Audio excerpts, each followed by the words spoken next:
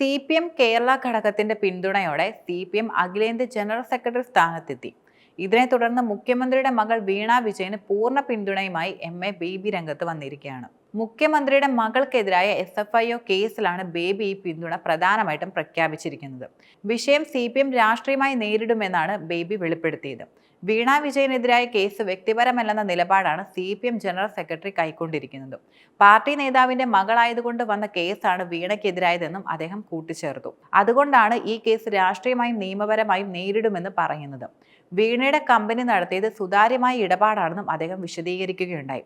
കോടിയേരി ബാലകൃഷ്ണന്റെ മകൻ ബിനീഷ് കോടിയേരി ലഹരിക്കേസിൽ അകത്തായപ്പോൾ അത് വ്യക്തിപരമായി നേരിടണമെന്ന നിലപാട് സ്വീകരിച്ച CPM ആണ് പിണറായി വിജയന്റെ മകളുടെ കാര്യത്തിൽ വ്യത്യസ്ത നിലപാട് ഇപ്പോൾ പ്രധാനമായിട്ടും കൈക്കൊള്ളുന്നത്. എന്നാൽ എക്സാലോജിക്കുമായുള്ള സാമ്പത്തിക ഇടപാടിലെ പ്രോസിക്യൂഷൻ നടപടികൾ തടയാൻ ആവശ്യപ്പെട്ട് CMRL നൽകിയ അടിയന്തര ഹർജി ഡൽഹി ഹൈക്കോടതി പരിഗണിക്കുകയും ചെയ്തു. ജസ്റ്റിസ് ഗിരീഷ് ഗാഡ്വാളിയുടെ ബെഞ്ചാണ് ഈ വിഷയം പരിഗണിക്കുക. സീരിയസ് ഫ്രോഡ് ഇൻവെസ്റ്റിഗേഷൻ ഓഫീസിന്റെ അന്വേഷണത്തിനെതിരായ പ്രധാന ഹർജിയിൽ വീണ്ടും വാദം കേൾക്കുന്നതും ഹൈക്കോടതി ജൂലൈയിലേക്ക് മാറ്റി. പക്ഷേ ഇതിന് പിന്നാലെ കേന്ദ്ര കമ്പനി കാര്യ മന്ത്രാലയം SFIOയ്ക്ക് പ്രോസിക്യൂഷൻ അനുമതി നൽകി. തുടർന്ന് രണ്ടാം കുറ്റപത്രം സമർപ്പിക്കാൻ SFIO തീരുമാനിക്കുകയും ചെയ്ത സാഹചര്യത്തിൽ കൂടിയാണ് CMRL അടിയന്തര ഇടപെടൽ തേടി വീണ്ടും കോടതിയെ സമീപിച്ചത്. നേരത്തെ കേസിൽ അന്വേഷണം തുടരാൻ അനുമതി നൽകിയ ഡൽഹി ഹൈക്കോടതി ഹർജിയിൽ തീർപ്പുണ്ടാകുന്നവരെ അന്തിമ റിപ്പോർട്ട് ഫയൽ ചെയ്യരുതെന്ന് അന്വേഷണ ഏജൻസികളോട് വാക്കാൽ നിർദ്ദേശിക്കുകയും ചെയ്തിരുന്നു.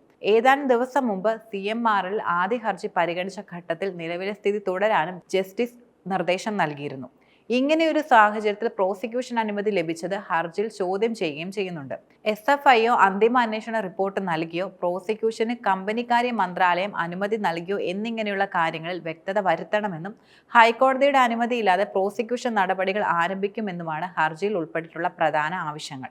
വീണയെ അറസ്റ്റ് ചെയ്യണമെന്നും പിണറായി രാജിവെക്കണമെന്നൊക്കെ ആവശ്യങ്ങളും കാര്യമായി തന്നെ ഉയർന്നു വരുന്നുണ്ട്.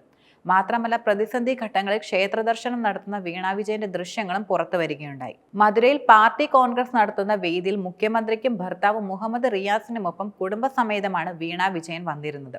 ഈ വേളയിൽ തമിഴ്നാട്ടിലെ പ്രധാന ക്ഷേത്രങ്ങൾ സന്ദർശിച്ച് പ്രാർത്ഥനയിലായിരുന്നു വീണ.